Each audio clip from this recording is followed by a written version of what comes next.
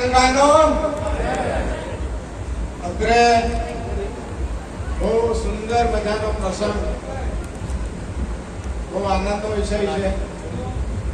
આ પ્રસંગમાં માન્ય સુરેશભાઈ સાહેબ અમને આ પરિવાર જે આયોજન કર્યું છે એ નિમિત્તે આપ સૌને આમંત્રિત કર્યા છે. અમને પણ આમંત્રિત કર્યા. આમંત્રિતને માન આપીને અમે પણ અત્યારે ઉપસ્થિત છીએ. સુરેશભાઈ, એ પ્રસંગે અત્રે ઉપસ્થિત તમામ મારા માનવંતા મહેમાનો, અમારા ગુરુજી, નટુ ગુરુજી, સાથે બિરાજમાન બીજા સંતો મહંતો, પંચ પ્રભુ, બહેનો, આગેવાનો, તમામને મારા પ્રણામ. અમે આયા, અમારો સત્કાર કર્યો એ બદલ આપનો ખૂબ ખૂબ ધન્યવાદ કરું છું. આપ સૌ જાણો છો કે બહુ વિશેષ નહીં લઉં તમારો સમય, પણ અમારા દાદાનું એક સપનું હતું 150 વર્ષનું, કે જે સમયે આવી વાહનો નહોતા, વ્હીકલ નહોતા, પગપાળા ચાલતા હતા, અને કેવી રીતે 13 પરગણો કવર કર્યા છે એ તો વડીલો જાણે પ્રભુ. પણ મારા દાદાએ 13 પરગણા બોલાયા હતા અને અમે 13 પરગણાની દાન 13 થાળીઓ આપીએ, પણ એમાં 25 ગ્રામનું પરગણું અમારું આવતું નહોતું. અમારા વડીલોથી અમે આપ્યા કરીએ, પણ અમારા 25 નું કોઈ દાન આપતું નહોતું, અને અમારા 25 નું અડધું દાન હતું. જેમ કે ખાનપુર થવા દેવાનું અડધું દાન, એ રીતે અમારા 25 નું અડધું દાન. અમે આપતા હતા પણ અમે લેતા નતા. એ થાળી દાન લેવા માટે, અડધા દાનનું આખું દાન કરવા માટે મારા દાદાએ 13 પરગણા બોલાયા. આપના વડીલો છે, તે વખતે સજ્જનો છે, મહાપુરુષો છે, જે કઈ હશે તે આપણો જન્મ નતો સાહેબ, પણ એમાં કદાચ અમારા અંદર તો કઈ નળાગડ પડી, 13 પરગણાની તો કઈ ભૂલ નહોતી. એટલે અંદરની કોઈ કારણસર એ પછી કામ થવા દીધું નહીં.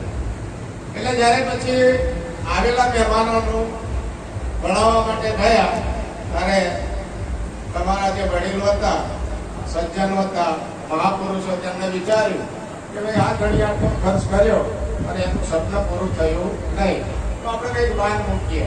તો એ માટે આપણા વડીલો એવું વિચારેલું કે ભાઈ ભવિષ્યમાં 25 ગામની અંદર ગણેશ લેવાની પેઢીમાં, મારા દાદા ગણેશ લેવા હતા અને સવા લીંબા, મારા દાદા ગણેશ દાદાને બસ્તાર નહોતો, સવા દાદાને મારા પાછળથી 4 ભાઈ હતા, એને તમારા કાકા ઉતરી ગયા, 3 ભાઈઓના અમે પરિવાર, આ ત્રીજી પેઢી આવી.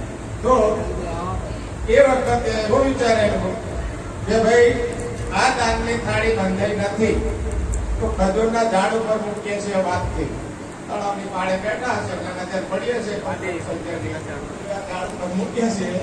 એટલે જ્યારે આ પેઢીમાં કોઈ પણ છોકરો બોલાવશે 13 પરગણા, તો સૂકા રોટલા ખાઈને પણ આ દાનની થાળી બાંધીશું, પણ બીજે જઈશું નહીં. આ વડીલો તમારા વડીલોનું વચન હતું, અને એ વચન મને તો સપને ખબર નહીં દડાટન ક્યાં આવ્યું, યોળ ક્યાં આવ્યું, કયા પરગણા ક્યાં આવ્યા, અમુક જાણીએ.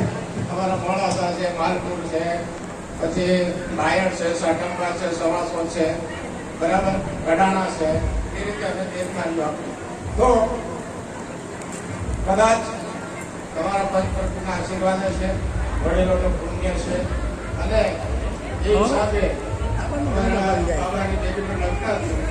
એ વખતે પણ આ વિચાર કર્યો નથી, બાબુ કંઈક કરવું છે, સપનું જોતું નથી, મોડું છે. તમે ત્યાં ભેળા થાય તો ચર્ચા તો થાય છે, તમારા દાદાએ આમ કરેલું બાકી છે, અધૂરું છે, ફલાણું, બધી ચર્ચાઓ ચાલ્યા કરે, પણ સમયનું કામ કરે સાહેબ, સમય પડવાનું. ઈશ્વરની મહેરબાની સિવાય કાંઈ થતું નથી.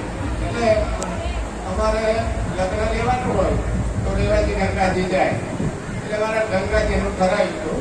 કઈ વખતે વિચાર નહોતો, પણ નક્કી કર્યા પછી તારીખ નક્કી કરીને બીજે દાડો પ્રશ્ન આવ્યો અમારા કામમાંથી, હવે આટલો ખર્ચ કરો છો તો દાદાનું સપનું પૂરું કરો.